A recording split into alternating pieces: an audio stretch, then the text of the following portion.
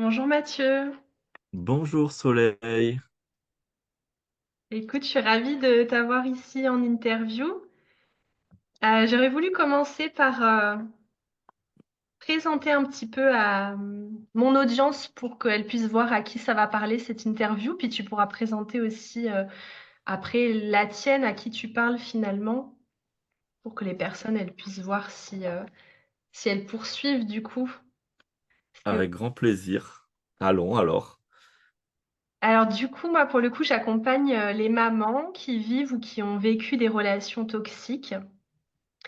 Et ça peut être avec le père de leur enfant ou non, hein, ça dépend vraiment. Il y a tout type de maman. Mais l'idée, moi, ce que je voulais, c'était vraiment d'accompagner euh, les mamans parce que ben, elles vont donner un bon exemple ensuite à leur enfant si elles arrivent à guérir ce type de relation. Et donc voilà, il va y avoir des mamans qui sont encore dans ces relations-là et qui n'arrivent pas à en sortir, par exemple, ou alors des mamans qui en sont sorties, mais qui soit ont été quelque part abandonnées et malgré le fait que ce soit plutôt une bonne chose, elles gardent des peines et de la tristesse dans leur cœur. Ou alors ça peut être des mamans qui sont encore en contact bah, parce qu'il y a la coparentalité et du coup, bah, elles ont du mal à savoir comment gérer tout ça. Après, ça arrive qu'il y ait des mamans qui, avec le père de leur enfant, ça se passe plutôt bien, même si elles sont séparées, mais qui ont eu d'autres relations toxiques par la suite avec un autre homme, par exemple, ou ça peut être aussi avec des membres de la famille. Voilà, c'est pas toujours forcément avec le père. Mais en tout cas, l'idée, c'est vraiment de les accompagner pour avoir une famille épanouie et puis pour rayonner à nouveau, puis donner un exemple positif du coup à leur enfant. Et les mamans, bah pourquoi? Parce que tout simplement parce que moi je suis maman, je suis une femme, donc je me sens plus légitime de les accompagner. Mais évidemment, les papas peuvent se sentir tout à fait concernés aussi. Voilà. Est-ce que tu veux partager aussi, toi, à qui tu t'adresses Merci beaucoup. C'est, je vais dire à qui je m'adresse, mais je voudrais rebondir que quand j'ai commencé en 2010, je me suis retrouvé avec beaucoup d'accompagnement de femmes qui étaient en rupture. C'était pas au stade du divorce, mais c'était le début de la séparation, ou grosse séparation, ou divorce. Et j'ai eu, du coup, pendant ces nombreuses consultations, ça a duré 3 ans, beaucoup à faire à, à accompagner, en fait, dans ce passage et de pouvoir retrouver de l'amour-propre, rouvrir son cœur à soi, à la vie, et faire le deuil, en fait, d'une histoire, parce que même quand une histoire est violente, eh ben, il y a quand même un deuil à faire là-dessus et puis à se reconstruire. Donc ça me touche que ça soit que ton audience soit celle-ci. Moi aujourd'hui, dans ce vers quoi je viens aujourd'hui et qui a cette interview, je m'ouvre aux personnes qui ont décidé de choisir de faire une transition dans leur vie. Ça peut être une transition de couple, ça peut être une transition professionnelle, ça peut être une transition juste de rapport à soi-même. C'est majoritairement des personnes entre 40 et 60 ans qui ont fait un parcours de vie et qui sentent qu'elles ont coché, on va dire, un peu toutes les cases qu'il fallait cacher, pardon, j'adore le lapsus, qu'il fallait cocher et qui se rendent compte que ben, au terme de ça, il y a plus de tension que d'épanouissement, plus de sensation de s'être perdu que de s'être trouvé, et avoir envie de faire un vrai virage, en fait. Un virage pour soi, un virage beaucoup aussi pour leurs enfants. Qu'est-ce que je vais montrer comme exemple si je suis un adulte sacrifié?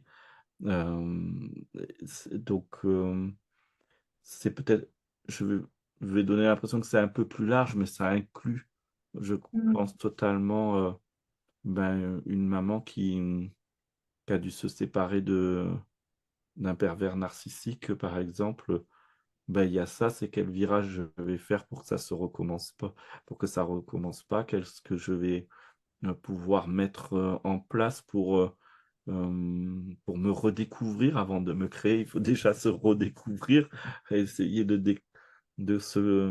qu'est-ce que je veux vraiment, qui je suis, parce qu'on est, si la relation a duré 10 ans, par exemple, ou 15 ans, bah, 10-15 ans plus tard, on n'est pas les mêmes personnes. En plus, s'il y a des enfants qui sont apparus entre-temps, ah bah, on n'est vraiment plus les mêmes individus. Je pense toujours à quand j'ai rencontré, il se trouve que je vis avec mon épouse et que nous sommes ensemble. Quand on s'est rencontrés, ce n'est pas le, ce n'est pas le Mathieu du jour de notre rencontre, c'est pas le Mathieu d'aujourd'hui. Et elle n'est pas, la jeune femme qu'elle était, aujourd'hui. Et beh, bon, nous, c'est pas une histoire de couple, mais c'est une histoire de transformation de parentalité. C'est-à-dire que les enfants sont devenus grands, bien plus autonomes, donc de l'espace libéré, et du coup, de se rendre compte, mais en fait, mes envies d'avant, c'est plus les mêmes. Heu, ce qui me lève le matin, c'est plus la même chose, et donc du coup, beh, qui je suis en fait, parce que si je me base sur mes aspirations, de même avant mon couple, elles n'existent même plus, ces aspirations en fait, donc on voilà, un peu, pardon, je fais peut-être un arrêt brutal, mais ce que je veux dire, c'est que cette question-là, elle est fondamentale. On a, même pour ceux qui se sont posés leurs questions, la question de qui suis-je, qu'est-ce que je veux dans la vie, comment je veux me construire, à une certaine période de la vie, à une autre période de la vie, quand il y a eu des grands mouvements et que on est allé au bout d'un certain choix, ben, il y a à refaire le point pour partir sur un nouveau départ. Ouais, exactement et puis, bah, notamment je le vois dans ma communauté justement après, bah, avoir peut-être quitté ou avoir l'intention de quitter et cetera, on sait que ça va chambouler une vie et puis après on peut se retrouver, surtout dans les cas où c'était des relations toxiques type, avec des hommes type pervers narcissiques. C'est pas toujours le cas, hein, des fois c'est la relation qui dysfonctionne, mais des fois c'est vraiment la personne en face qui ne met aucune bonne volonté. Mais en tout cas, des fois, souvent il y a beaucoup des mamans qui sont détruites et qui n'ont plus aucun, justement, elles savent plus qui elles sont. C'est ça que tu disais et elles doivent se retrouver justement. Donc par rapport aux transitions, ça me parle beaucoup. En tout cas, je le vois beaucoup dans ma communauté de dire, bah, parfois il y a le moment de la terreur où elles sont épuisées, fatiguées, elles arrivent à nettoyer ça et puis après il y a un second temps où c'est bah, maintenant que je vais mieux, à peu près, voilà, je suis plus terrorisée, je suis plus, j'ai plus toute cette honte et tout, mais maintenant qui je suis en fait? Qu'est-ce que je fais avec moi-même? Parce que j'ai tellement pas l'habitude.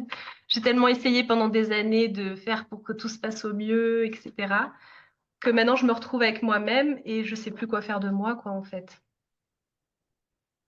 Oui, c'est vrai que cette expression, «Je ne sais plus quoi faire de moi», elle est à la fois forte et parlante, parce que, c'est vécu comme un poids, alors que, quand on a du temps à nouveau pour soi, voire même, j'étais tout à l'heure en consultation avec, une femme qui est à la retraite depuis 1 an.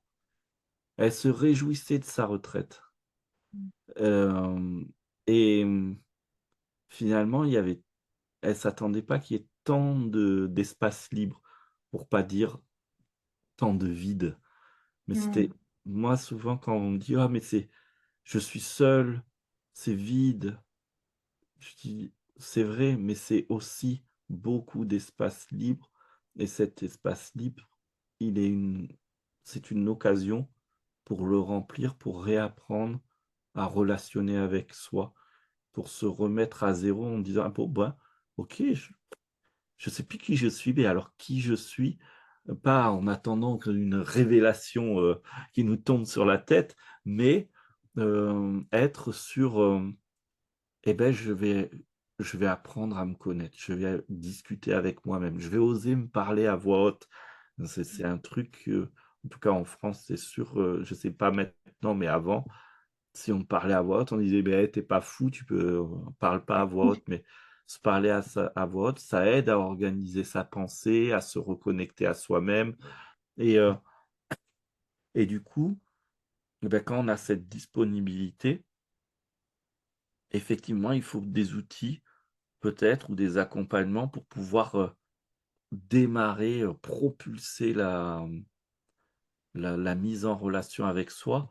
Moi, en tant que serrurier du cœur, j'invite les gens jusqu'à être vraiment, en amour avec soi-même.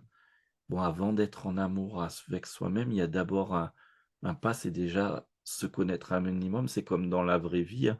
Si on connaît absolument pas la personne, on aura difficulté, qu'on sait même pas qu'elle existe, on aura une difficulté de tomber amoureux de cette personne et même quand on tombe amoureux de cette personne, hem, ben, là, pour les personnes qui écoutent, du coup, vous connaissez cette histoire, c'est pas on connaît pas forcément totalement la personne et parfois on a des mauvaises surprises.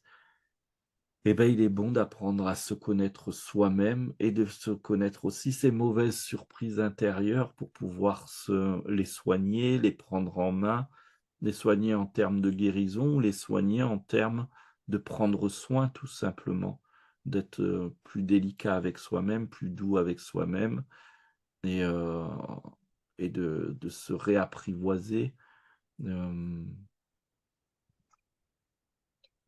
Et justement, est-ce que tu as des conseils à donner? Qu'est-ce que tu proposes pour réapprendre à se connaître comme ça? Bon, on peut si on parle à mon audience, c'est sûr que ça va être tout de suite forcément après une relation toxique et cetera, on peut assez bien se projeter. Mais même par rapport à la tienne, je pense après une transition comme ça, comment est-ce qu'on fait? On commence par quoi en fait? Quand on ressent ce vide et qu'on se dit: «Mais finalement, qui suis-je?» ou qu'on a peur peut-être de voir des choses, difficiles en nous en plus, qu'on n'a plus envie de déterrer ou Alors, avant que je veux répondre à ta question, mais avant d'aller plus loin vers, qu'est-ce qu'il peut être proposé, j'ai envie de répondre, heu, parce que je vois trop ça, avant de vouloir trouver la bonne personne qui va accompagner, la bonne formation, le bon astuce, le bon outil, heu, d'oser juste apprécier le fait qu'il y a personne d'autre autour de nous pour nous embêter. En fait, déjà d'apprécier ce point, de prendre un temps parce que des fois, on veut tellement se précipiter vers d'une guérison, vers quoi que ce soit, que on est, on se maltraite un peu du coup parce qu'on veut aller trop vite et que, si on a besoin si c'est le début et qu'on a besoin de pleurer, qu'on a le besoin d'être triste, qu'on a besoin de trouver que le monde entier est pourri et que c'est injuste de vivre tout ça. Ben, de prendre ce temps, d'oser le prendre en fait, avoir cette douceur envers soi-même, de se dire: «J'ai le droit de me plaindre finalement, j'ai le droit d'avoir mal» et c'est parce qu'on va s'offrir cet espace qu'il peut potentiellement être plus rapide que si on le freine et qu'on se dit: «Non, je dois pas rentrer dedans», qu'on a peur de glisser dans une grosse dépression ou quoi.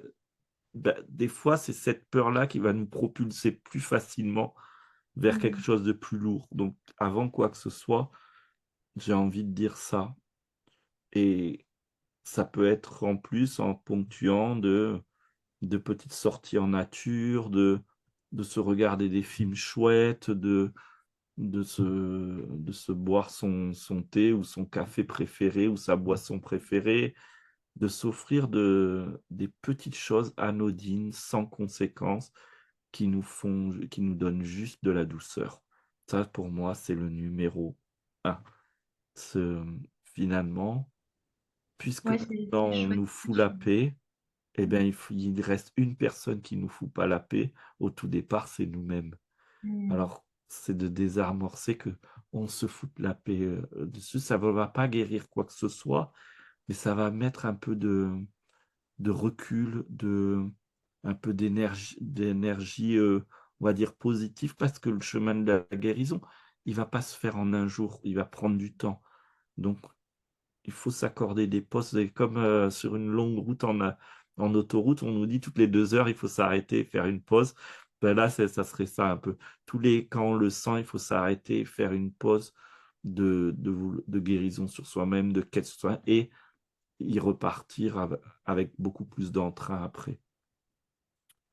Ouais, Et c'est si chouette ce que tu dis, je trouve, hem, effectivement, je pense qu'il y a une première phase où avant de vouloir forcément enfin, je le vois dans le développement personnel beaucoup, avant de vouloir devenir une meilleure version de soi-même et cetera, faut déjà un petit peu se foutre la paix avec surtout après ce qu'on a vécu, quoi. Et puis, trouver du réconfort, oui, dans sa solitude, à se ficher la paix, à faire un petit peu ce qu'on a envie de faire ou même dans le réconfort avec les autres. Enfin, moi, je pense beaucoup à ces mamans qui parfois ont été isolées aussi et qui avaient plus de tribu, qui avaient plus de famille, d'amis et cetera et de pouvoir en reparler aussi, bah, soit d'essayer de reconnecter des liens, avec des personnes, qui, bah, avec qui elles avaient plus contact ou même avec un psychologue, peu importe, mais je me souviens d'une accompagnée qui me disait qu'elle était dans sa période où après, pendant longtemps, de ne pas avoir pu en parler, d'avoir été bloquée dans cette relation et cetera, elle en parlait à tout le monde, à chaque personne qu'elle croisait dans la rue et elle racontait, bah, ses malheurs, ce qui lui était arrivé et elle avait besoin quelque part de, bah, d'oser dire déjà tout ça et puis de voir que finalement les gens sont quand même plutôt bienveillants et compréhensifs et puis, oui, de pas forcément tout de suite aller dans comment je peux faire pour, ça prend du temps quoi, en fait, finalement. Mmh. mmh, après pour ma part, j'interviens finalement, si on parle de ce chemin, au moment où on a commencé se reconstruire un petit à se non, c'est pas encore se reconstruire, c'est au moment où on sent qu'on a un peu de distance et Mmh. et maintenant, j'ai un peu de distance. Qu'est-ce que j'ai envie de faire de ma vie? Quelle est la meilleure version, pour reprendre ton terme, quelle est la meilleure version de moi-même que j'ai envie de développer? Alors là, tu parlais, qu'est-ce que j'ai comme outil? J'ai des outils beaucoup d'outils sortis du domaine de la spiritualité parce que c'est ma zone de génie comme on dit maintenant. Ça me passionne depuis plus de 33 ans et et dans le 8 mai, en fait, je vous propose justement une journée complète parce que c'est férié, donc personne n'est censé être en train de bosser, donc vous pouvez vous caler, devant l'ordinateur pour ça et c'est une journée pour aller, ressentir l'amour qu'il y a en soi, déjà, qui existe malgré tous les malheurs qui nous sont arrivés dans la vie. Et peut-être que tu pourras en parler un petit peu parce que tu as connu mon travail et compléter de poser sur papier ce qu'on a envie pour soi, ce qu'on n'a plus envie pour soi. Où sont nos peurs, nos freins, où sont nos forces, nos qualités et ensuite dans une deuxième partie de la journée, ceci est toujours alterné de petites pratiques pour pouvoir aller se reconnecter au cœur à chaque fois, entre chaque étape. Et après, il y aura une étape pour commencer où, avec le soutien des autres, avec mon soutien, de commencer à essayer de dessiner des ponts entre ce qu'on veut plus et ce qu'on veut. Parce que en général, quand on sort de quelque chose de douloureux, on sait tout ce qu'on veut plus, on a du mal à toucher du doigt ce qu'on veut. Et si on commence à savoir ce qu'on veut plus savoir ce qu'on veut, il y a encore une étape, c'est celle de faire le pont entre quelles sont les étapes, quels sont les pas que je vais pouvoir faire pour arriver à ce que je veux. Et cette journée complète de 8-9 heures le matin. J'ai plus l'horaire exact. Il va falloir que je finisse par me la fixer, jusqu'à environ 5 heures avec toutes les heures et demie une pause. Et on doit travailler là-dessus parce que ce qui est important dans une journée intensive comme ça, c'est de pouvoir voir qu'on peut se relier à soi-même. Ça, c'est important. Je pourrais parler pendant des heures comme si on se relie, si on se donne comme projet de se relier à soi-même à 200%, eh bien, les autres histoires de couple ou d'amour dans notre vie n'auront pas la même couleur. Peut-être qu'au tout début, elles auront les mêmes aspects parce que parfois il y a des choses qu'on n'a pas encore, comment on dit? Elles ont encore une empreinte à l'intérieur de nous, mais si on a la bonne relation avec soi, la bonne connexion avec soi, alors il y aura assez d'amour-propre, assez de force intérieure pour ne pas se laisser glisser dans ce qu'on n'arrivait pas à voir à temps, dans les autres relations et qui nous transportait dans quelque chose qui n'était absolument ni épanouissant, ni du plaisir et et je crois que je m'embrouille, Soleil, tu veux bien me dire si j'y suis genre là, tout d'un coup, je veux trop dire de choses en même temps, je crois. Non, c'est hyper intéressant. En tout cas, je peux peut-être faire un petit témoignage justement Allez, par rapport au programme de l'époque que j'avais suivi, c'était Accès illimité à l'amour. Et, euh, et oui, ça m'avait fait énormément de bien, parce que je pense surtout qu'à l'époque, bah, je me suis rendu compte que je m'aimais pas en fait. Et pourquoi on a des relations finalement toxiques dans sa vie, et pourquoi on les voit pas à temps, pourquoi on les tolère, c'est parce qu'on se dit quelque part, ah bah c'est pas si grave que ça, mais parce que on s'aime pas suffisamment quelque part pour, ou du moins on n'a pas accès à cet amour qui est à l'intérieur de nous pour euh, pour se dire ah bah non ça en fait c'est pas acceptable quoi. Et du coup au début je sais que le premier exercice que tu proposais là du oui à l'amour c'était un petit peu douloureux parce qu'il y avait beaucoup de blessures donc je me rappelle qu'il y avait beaucoup de pleurs. Bah alors bon, je le sais aujourd'hui que les larmes sont la guérison, voilà, et pas la blessure. Et, euh, et c'est vraiment un nettoyage en fait qui se crée. C'est vraiment c'est une épuration en fait, où on enlève les couches de ce qu'on veut pas voir, de tout ce qu'on n'aime pas en nous. Et finalement, tout ce que l'autre nous dit de méchant ou nous fait vivre de méchant, tout ce qui nous dit quelque part, ce qui nous faisait mal, c'est qu'on y croyait, quoi. Et en faisant cette reconnexion à l'amour qui est à l'intérieur de nous, qui est vraiment accessible pour tout le monde, eh bien, évidemment, ça nous fait pas plaisir quand on nous dit quelque chose de méchant, mais on va plus le percevoir de la même façon, on va savoir que c'est faux et on va avoir accès à cet amour à l'intérieur de nous qui fait que, bah, en fait, quelque part, oui, on le vit plus de la même manière. Donc évidemment, ça n'empêche pas d'écarter ces personnes de nos vies et de pas les laisser faire, etc. Mais on arrive à le faire alors qu'avant, on n'arrivait pas. Et surtout, quand on reçoit une attaque, par exemple, euh, ça peut arriver, bien sûr. Déjà, on va moins recevoir, on va moins attirer ce type de personnes de toute façon, parce que je pense qu'il y a quelque chose qui rayonne quelque part, qui fait que ce type de personne va moins sentir qu'elles peuvent nous dire des choses désagréables. Mais évidemment, ça peut encore arriver. Et quand ça arrive, sur le moment, ça va peut-être pas faire plaisir. Mais après, on va pas le ruminer, le ressasser pendant... tu vois, ce qui peut arriver des fois, c'est de le ressasser pendant des jours, des semaines, des mois. Mais parce que quelque part, on vient valider ça et on se dit que quelque part, elle a peut-être raison et on se met des doutes, etc. Et du coup, voilà, le oui à l'amour, c'était vraiment...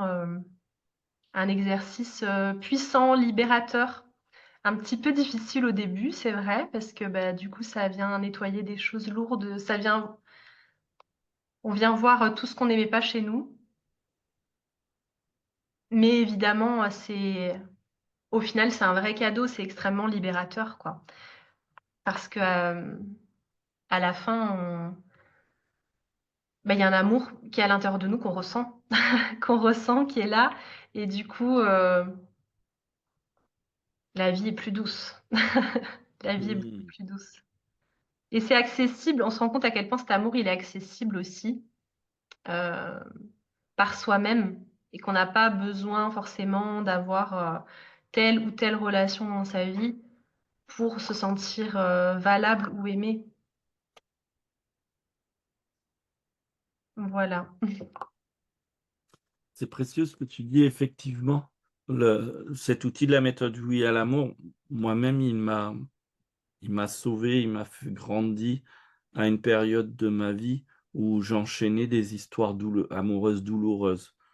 Souvent à cette époque-là, je disais, quand on me dit: «Alors les amours?» Je disais, soit j'étais avec quelqu'un, soit je disais: «Je traverse un grand désert, je suis en plein Alaska, c'est un grand désert froid et aride». Je disais ça et puis, quand enfin j'avais une relation que je rêvais tant, c'était catastrophique. J'ai eu droit à plein de choses, de que ça soit des assiettes jetées sur moi, que ça soit des critiques odieuses, la meilleure critique que j'ai pu avoir, je crois que celle-là, c'est le top 50. C'est, hem: «Tu sais, Mathieu, je t'aime, mais tu vois, si tu étais plus grand, si tu étais blond et si tu étais comme ça serait quand même mieux». Oh là là. Ouais. Et moi, en plus, j'étais en mode complètement elle m'aurait dit, «Si tu peux être blond, bah, je me teins, mais plus grand, je vais pas aller faire une Mmh. opération pour être plus grand non». Et c'était complètement fou. Je voyais mon corps, de mon esprit qui essayait de réfléchir comment répondre à ces attentes, alors qu'elles étaient juste totalement folles, ces attentes. Et heureusement que, ben, pour ma part, je vais pas dire autrement, mais j'avais la chance d'avoir cette connexion à l'invisible qui m'a offert ces outils-là que je transmets et qui m'ont fait découvrir qu'il y avait un amour 1000 fois plus grand en nous que tout ce qu'on pourrait vivre avec un autre ou une autre. Et je l'ai fait grandir. Je veux dire, ces outils me amenaient ma conscience à ça et progressivement, pareil, au début, il y a une période, larmes, révélations qu'on n'a pas envie de voir de soi-même, mais qui sont tellement salvatrices et qui fait qu'après notre positionnement n'est plus le même, notre besoin affectif est plus le même, notre respect sur nous-mêmes est plus négociable. Moi, j'appelle ça retrouver sa souveraineté. C'est-à-dire qu'on sait quand ça devient on sait quand c'est potentiellement toxique et on sait quoi faire pour, ne pas rentrer dedans. Ça peut rentrer dans notre vie quand même. Il y a comme on peut croiser tout le monde, Oui, bien mais sûr. il y a une posture interne qui fait qu'on va savoir, alors vous ne nous voyez pas, mais je mets la main, grand ouvert face à moi, genre, «Non, tu rentres pas dans ma bulle, tu rentres pas dans mon univers, c'est pas avec ce que tu portes, c'est trop toxique». C'est pour moi, c'est ça la souveraineté et et puis avec le temps, j'ai vu que, heu, il fallait associer cette notion intérieure à poser des actes concrets, et c'est là que mon approche a un peu évolué en complétant hem, re une fois que le recul est fait, une fois qu'on a de la paix à l'intérieur de nous, je vais oser mettre le regard clairement sur mon passé, sur les histoires de mon passé, sur ce que et sur, heu, toutes ces expériences douloureuses, qu'est-ce qu'elles m'ont, apporté comme, bénéfice. Par exemple, plus d'assurance intérieure. Au début, non, c'est tout l'inverse forcément.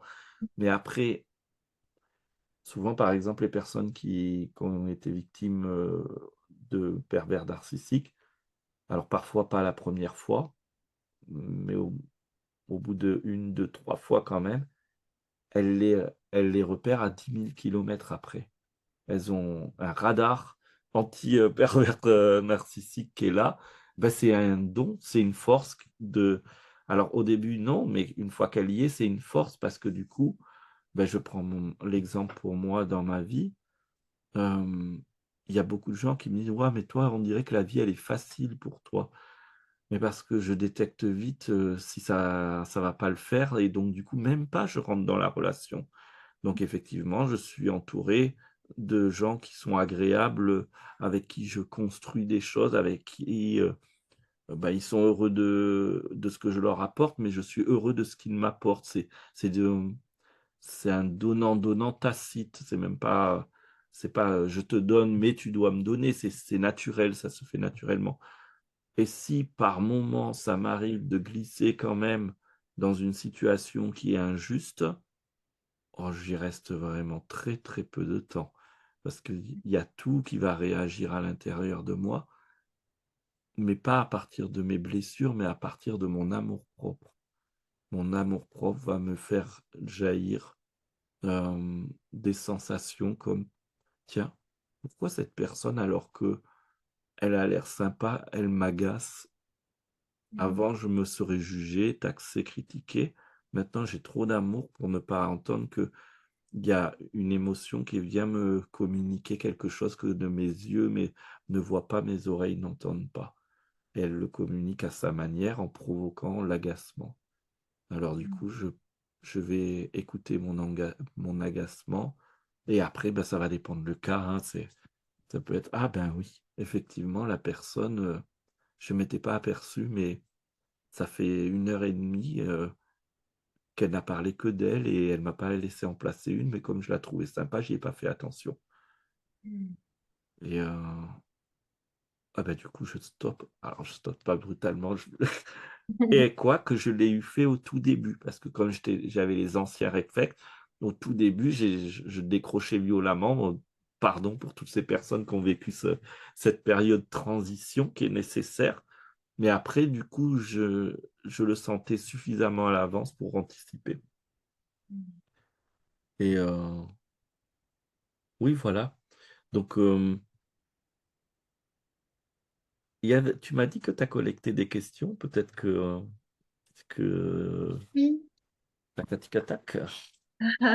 Effectivement, j'ai des questions. Alors j'ai une personne qui m'a demandé: «Pourquoi a-t-on peur de l'amour?» Mmh, c'est une très belle question. Pourquoi a-t-on peur de l'amour? Tout d'abord parce que je crois qu'il y a un mensonge sur l'amour, c'est que, on croit que l'amour, c'est uniquement, l'amour envers quelqu'un ou l'amour qu'on va recevoir d'une personne ou l'amour qu'on va donner à une personne alors que ce que je développe là depuis tout à l'heure, c'est qu'il existe en nous une masse d'amour et je dirais même, nous sommes avant tout cette masse d'amour et quand on en redevient conscient, eh bien, on comprend que cet amour-là, celui-là, nous fera jamais de mal, nous trahira jamais et et nous apportera ce qu'on met comme idéal derrière ce mot «l'amour».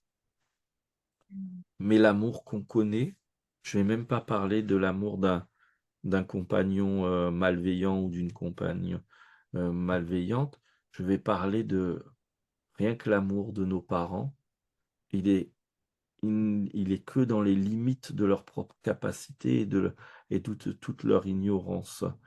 Donc il y a plein de personnes qui sont déjà pas aimées, en fait, par leurs parents. Donc ça aide pas à comprendre et connaître l'amour, du coup, parce qu'on part dans la vie avec une fausse définition intérieure de l'amour, comme, l'amour, c'est une obligation à être gentil envers l'autre, parce que si les parents, leur mode d'amour, c'était, «Fais ça pour me faire plaisir» constamment, bah, du coup, on pense que Du coup, en approchant ça, eh ben, on se retrouve forcément dans des situations relationnelles avec des abuseurs.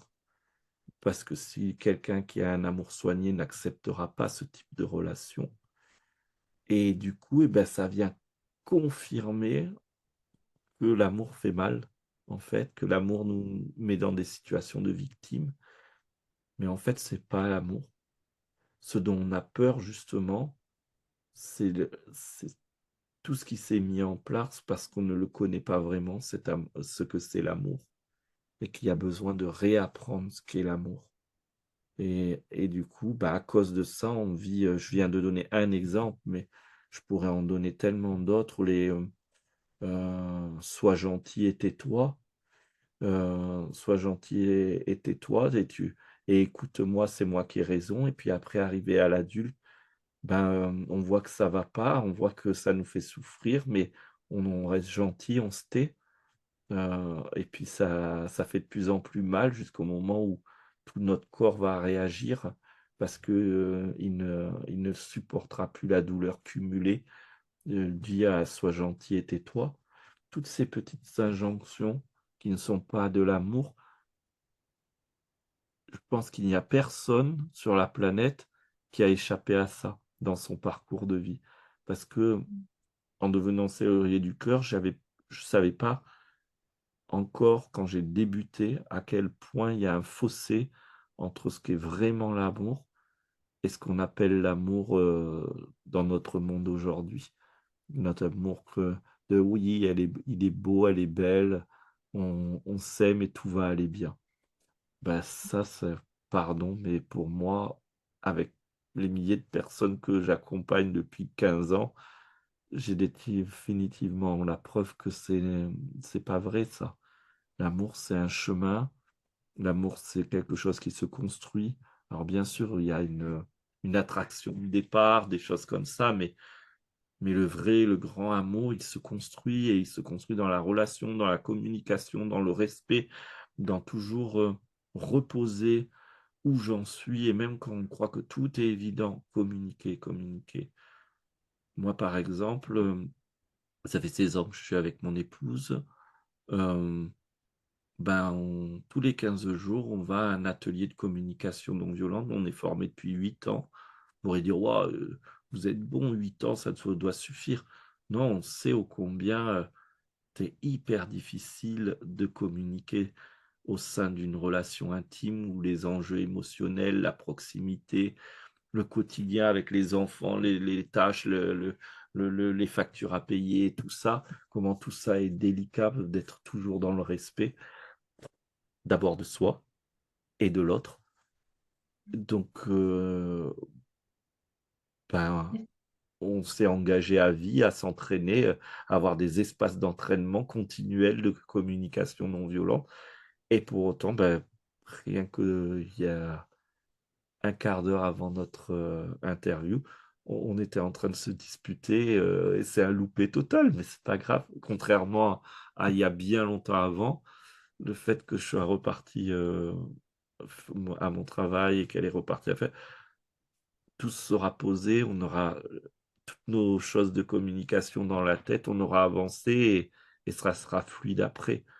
Donc, pourquoi je dis ça? Parce que pour moi, la relation à l'autre, la relation à soi, c'est quelque chose qu'on cultive. Ça n'a pas il y a pas un moment donné où ça y est, on est arrivé, il y a plus besoin, il y a plus rien à faire. C'est comme, entretenir, des plantes, si on arrête de les arroser parce qu'on trouve qu'on a assez arrosé, bah, elles vont quand même souffrir de manque d'arrosage, donc c'est pareil pour nous. Bah, c'est hyper précieux, je trouve, ce que tu dis parce que, enfin, en tout cas, dans ma communauté, il y a beaucoup de mamans, de femmes qui ont été dans des relations où c'était pas du tout comme ça, où il y avait pas une implication pour, justement, mieux communiquer, mieux se comprendre et cetera. C'est comme si elle faisait tout le temps les efforts pour essayer d'eux et l'autre en face, bah, était quand même plutôt de mauvaise foi, hein. Et donc là, de voir que vous faites ça, alors il y a peut-être pas autant de couples qui vont jusque-là, mais c'est incroyable, quoi, et de voir, de dire que, bah, c'est possible, en fait. Et même si on va pas, chaque semaine à un cours de communication non violente, ne serait-ce que de se former un minimum, de s'intéresser à l'autre ou de lire un petit peu à ce sujet pour se comprendre, pour mieux s'aimer, c'est important, quoi. Donc je pense que c'est précieux ouais, pour les femmes qui vont nous écouter, d'entendre ça aussi, que c'est normal. C'est normal de faire ça, quoi. C'est normal Oui, de de faire de son mieux pour que le couple fonctionne et que c'est un cheminement où les 2 doivent faire leur part, quoi, finalement. exactement. Mmh. Si les 2 sont pas impliqués, ça va forcément dissonner Mmh. et tôt ou tard, même si il y a pas de violence visible, il y aura un écart qui se creuse. Mais s'il y a vraiment de l'amour, s'il y a vraiment l'envie de continuer à être ensemble, celui qui ne faisait rien finira par faire quelque chose. S'il ne Mmh. continue à pas faire, ne vous leurrez pas, c'est que C'est pardon pas d'être dur, mais mmh. vous êtes pas assez importante à ses yeux pour, Mmh. vouloir faire un effort de changement. C'est peut-être dur à entendre, mais vous devez toujours être d'abord votre priorité dans ces cas-là. Après, quand il y a les enfants, moi j'aime beaucoup et je suis content d'avoir lu un jour dans un livre de Dolto que les enfants préfèrent avoir des parents heureux que des parents ensemble et malheureux. Mmh. Tout à fait. Parce que ça, c'est un gros frein souvent à la rupture. Tout à fait, ouais, il y a des mamans qui osent pas se séparer à cause Mmh. de ça. Ouais, je pense que c'est précieux de le préciser parce que juste avant, on a parlé du oui à l'amour, de aussi faire un travail sur soi pour retrouver l'amour en soi et être moins, de moins se sentir agressé, par, les attaques que peuvent faire les autres. Mais c'est une évidence qu'il faut pas non plus ne se remettre en question que soi et imaginer qu'avec ce type d'outils, heu, tout va changer et comme on va s'aimer, l'autre va changer aussi. Non, les 2 personnes doivent faire des efforts, en fait et donc faire sa part, c'est hyper précieux. Ça va nous permettre d'attirer de meilleures relations et de se sentir mieux déjà avec soi-même. Mais si on est dans une relation où la personne clairement ne veut pas changer et on le voit dans les faits quoi que ou alors elle va faire semblant quelque temps et finalement, si ça dure trop, à un moment donné, il faut stopper la situation parce que, c'est on peut pas juste en travaillant sur soi-même espérer être heureux. Il faut aussi que la personne en face nous traite convenablement, quoi. Mmh. Oui, ça c'est de toute façon, en vrai de vrai, si on y regarde bien, un des, mmh, un des principes de l'amour-propre, c'est de ne pas, Et de pas rester dans cette situation aussi, on est d'accord. voilà, de À un se moment donné, ne il faut pas avoir ce laisser déclic là malmener. aussi. Voilà. Faut avoir ce Après, déclic là. c'est Mmh mh. délicat parce que si je me réfère à ma propre relation, où, on n'est pas sur un en termes de violence, on n'est pas en ter il y a des moments où pendant de nombreux jours, voire, quelques mois, on est en dissonance complet, c'est électrique, il y a une amie qui m'a dit: «Mais, ça t'est arrivé de penser de divorcer et de le dire à ton épouse?» Je lui dis: beh, même on en a eu des discussions sérieuses, en fait. On a pesé le pour, le contre, le qu'est-ce qu'on voulait faire quand on a voyé qu'en fait, on avait envie fortement de rester ensemble et on s'est énoncé qu'est-ce qu'on moi, Mathieu, j'ai dû énoncer quel effort je vais faire et puis elle, elle a énoncé ce qu'elle voulait mettre en place et jusque-là, à chaque fois qu'on l'a fait, chacun a fait sa part du job, donc il n'y avait Mmh. pas de raison que le couple se brise. Mais je pense qu'aujourd'hui, on est l'un comme l'autre suffisamment conscient que si un des 2 ne fait plus du tout sa part de job, il faudra pas qu'il se surprenne, quoi. C'est pas possible parce que, c'est de ça en va du respect profond de sa propre vie, en fait. On n'est Tout pas à fait, né oui, pour c'est dit, hein. souffrir. Oui, Donc on n'est pas né pour souffrir. Du coup, j'ai une question là, je trouve que ça fait bien la transition. J'ai, quelqu'un qui dit: «J'ai aimé un homme qui m'a détruite à petit feu. Comment différencier l'amour véritable d'un lien toxique?» Bon, je pense qu'il y a déjà eu un Mmh. petit peu des réponses. Mais je veux bien répondre en très concis et très clair. Le vrai amour ne nous nuit pas. Mmh. Ça, c'est la première chose. Le vrai amour ne va pas chercher à, nous changer. Le vrai amour ne va pas, heu, nous empêcher d'exister. C'est de façon très concrète, si on commence, rien que par, «Mais tu vas pas t'habiller comme ça», c'est déjà un signal d'alarme Mmh. auquel la communication doit rentrer en jeu. «Pourquoi tu me dis ça?» «Mais je suis jaloux, j'ai peur de te perdre». «Ah, d'où viennent ces peurs? Qu'est-ce qui t'est arrivé?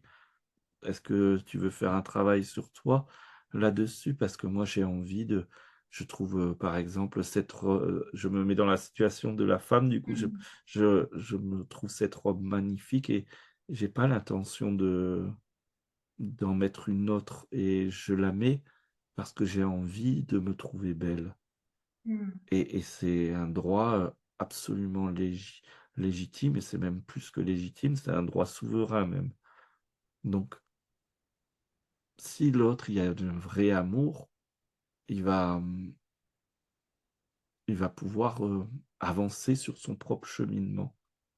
On peut peut-être, des fois, mettre de l'eau dans son vin à condition que l'autre avance sérieusement et pas l'a dit, mais qu'il y a eu des actions concrètes qui Mmh. prouvent l'avancée. Parce que «Oui, oui, oui, je vais le faire», Mmh. combien j'en ai entendu? «Mais il m'a dit qu'il allait le faire». Mais est-ce que vous avez vu des actions le faire? Est-ce que vous avez il est allé au psy une fois après qu'on s'est disputé. D'accord et combien de séances? Non, une seule fois. Il a dit ça lui allait pas. Bah, non, c'est pas une action concrète, ça c'est une esquive, une feinte, c'est une action concrète, il est toujours inscrit ça fait 7 mois, il est toujours inscrit, oui. Il avance, oui. Vous pouvez sortir, avec, toutes les robes que vous avez envie, oui. Là, c'est des actions concrètes.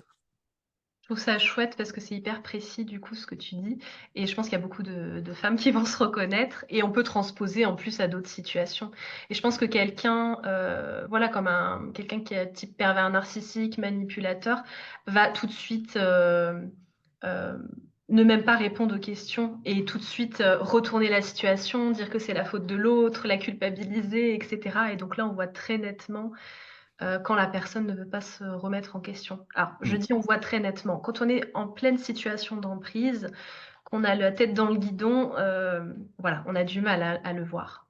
Mais voilà, j'espère qu'en écoutant cette interview, ça va vous mettre quand même, des choses en lumière. Et effectivement, aller une fois, une séance chez le psy, c'est pas suffisant, surtout s'il y a pas d'action concrète derrière.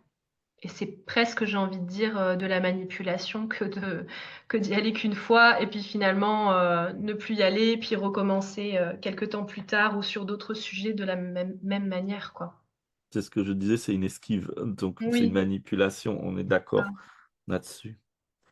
Je, en tout cas, le 8 mai, je propose une journée complète où, bah, je vous invite vraiment à ça sera une occasion de faire le point avec vous-même, avec un accompagnement, des outils et si mon approche vous a plu, la journée est totalement gratuite de toute façon, et bien, je vous invite à la découvrir et c'est ça que vous pourrez marquer, là où vous en êtes.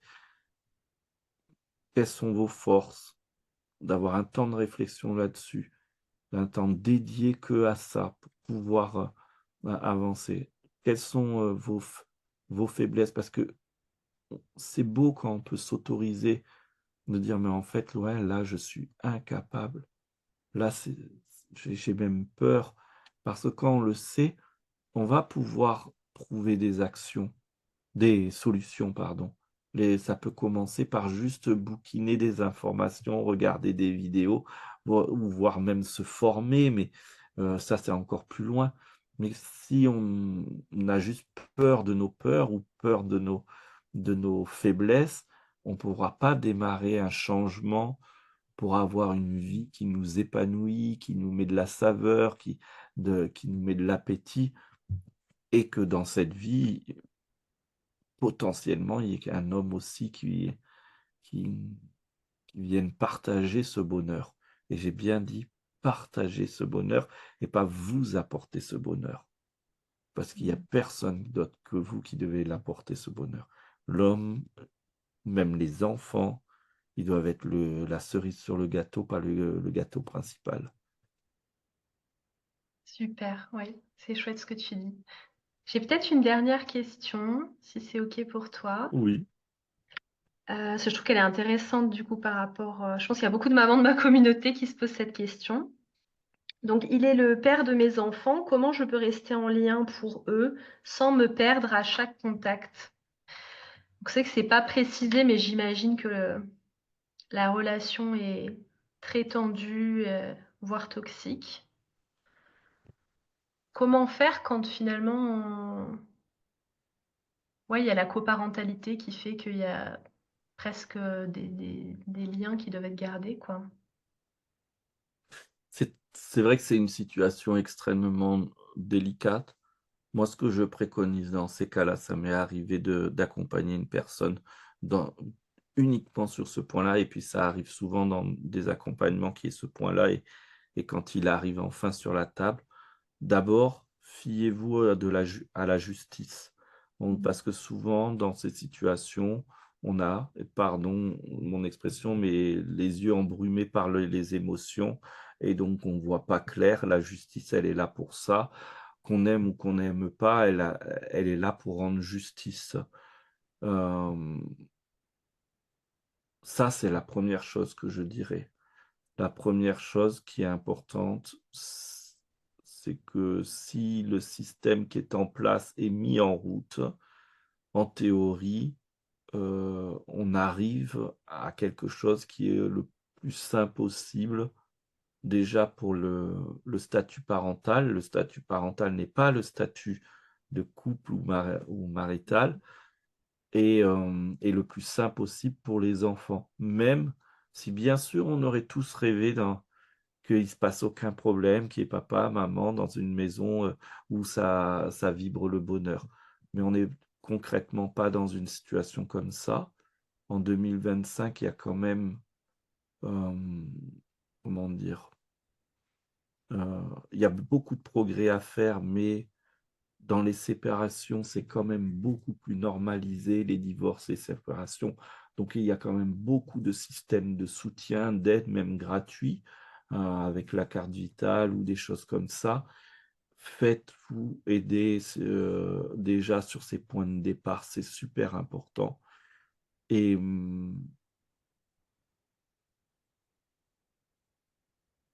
l les enfants ensuite, parfois il peut y avoir un père profondément pervers narcissique, mais qui ne le saura pas avec les enfants. Alors ça, c'est dur de le savoir en tant que parent autre, donc là, la mère, mais la justice fera attention à ça. Il y a des examens, il y a des choses,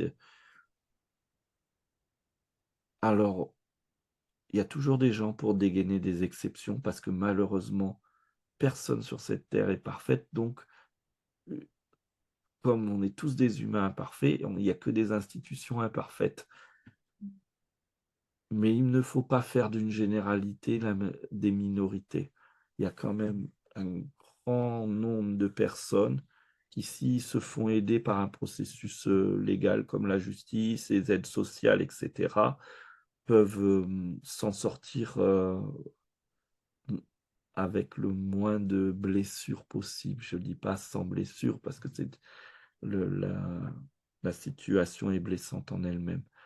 Donc voilà, je parle même pas de travail perso pour le coup, parce que, il faut d'abord sortir tout le monde de danger et se faire aider par des personnes neutres et ensuite arrive après coup tout le travail personnel que vous allez pouvoir faire qui va donner une force exceptionnelle. Ouais, je pense que c'est important de le préciser, que dans un premier temps, c'est pas de faire du développement personnel, et d'apprendre à s'aimer, qui va fonctionner, même si évidemment, dans d'autres étapes, ça va être, hyper, essentiel et ça va faire un bien fou.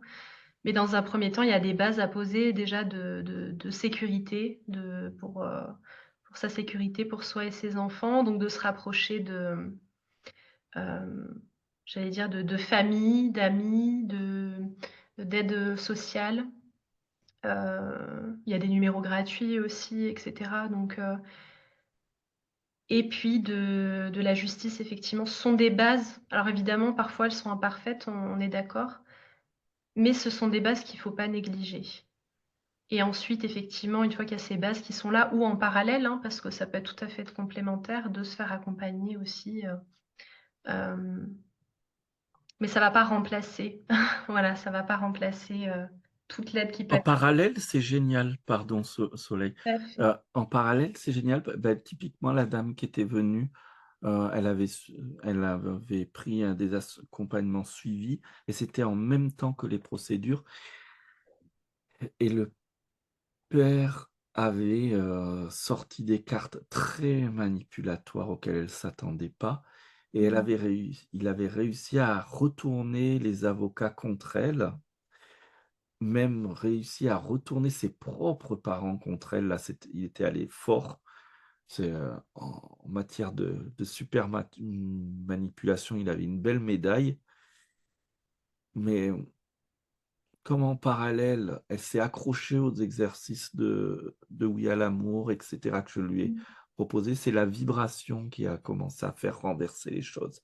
C'est-à-dire que clairement, tout d'un coup, alors qu'elle a cessé de hurler, de s'énerver, envers et contre tout le monde et de commencer à nourrir des projets qui qui la nourrissent, Mmh.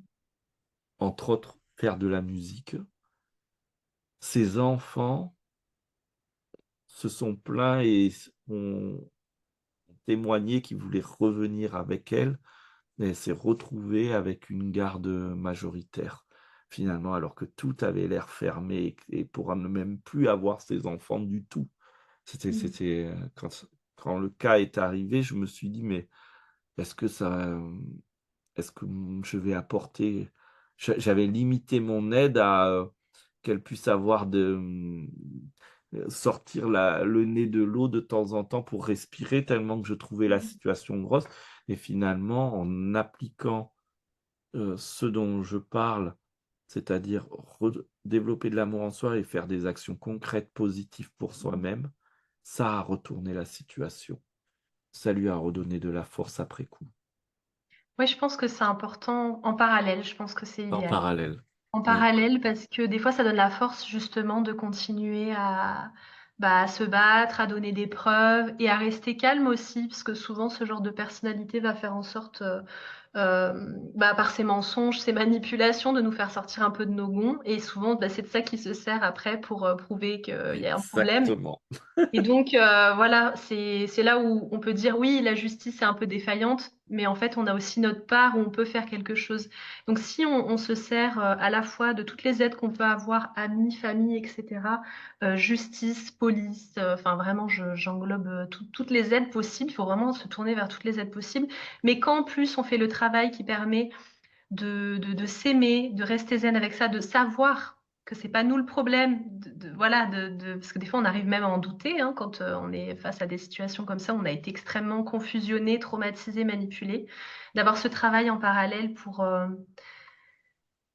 enlever ces traumatismes, apprendre à s'aimer et poser des actions, de façon plus apaisée, plus calme, avec les idées plus claires aussi. Parce que souvent on est tellement confus qu'on part dans tous les sens et on n'est pas du tout, hem on va peut-être oublier des choses qu'on aurait dû faire, oublier de prendre telle preuve, on va peut-être avoir plus de mal à trouver le bon avocat parce qu'on est éparpillé, et cetera.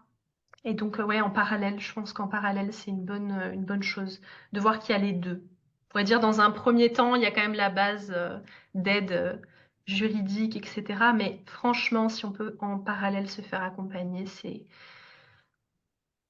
ça va faire un domino, quoi, un effet domino. Oui. Je- Super. Mais du coup, pour ceux qui ouais. sont intéressés, n'hésitez pas à vous inscrire pour la journée du 8 mai. En plus, c'est gratuit, donc c'est hyper précieux, je trouve, ce que tu offres là. Donc, je pense qu'il faut vraiment profiter. Et puis, je pense que je mettrai tes réseaux sociaux aussi, sûrement en lien sous l'interview. Voilà. En tout cas, oui, je te remercie déjà de m'avoir accueilli. Je réinsiste effectivement que, surtout dans les sujets qu'on a abordés, pouvoir s'offrir une journée complète pour faire un point et être soutenu dans ce point, pour faire ce point-là, peut vraiment radicalement donner la propulsion pour un nouveau départ, avoir, aller de l'avant. Je suis content de tous les sujets qu'on a abordés. Ils sont tellement précieux, il y a tellement de personnes en souffrance dans la relation parce que, on sort de centaines d'années de, il faut tenir le couple coûte que coûte, à s'en faire, profondément mal. Alors que, bah, si le binôme ça fonctionne pas et que ça fait souffrir, et ben, non, il y a rien, il y a rien qui demande ça sur terre, en fait. C'est, on est là pour, apprendre à devenir heureux et je vous souhaite du fond du cœur de mettre toute cette énergie dans, faire des choses qui vous font plaisir pour vous redevenir souveraine. Super, bah merci beaucoup. Puis je suis sûre que ça parlera à plein d'autres personnes, pas forcément que les mamans, mais voilà. Mmh. Merci Mathieu. Merci Soleil et à bientôt.